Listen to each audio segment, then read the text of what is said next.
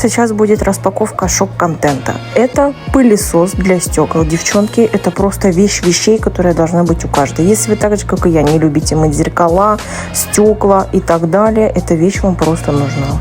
Посмотрите, как быстро я справилась с мытьем зеркала. А вот эту вещь на душевой кабине я даже не знала, как мыть. Я брызгаю обычной водой, протираю тряпочкой, прохожу пылесосом и вуаля, идеально чистое стекло душевой кабины. Девочки, от души рекомендую. Пылесос от бренда Joyce должен быть в доме у каждой хозяйки.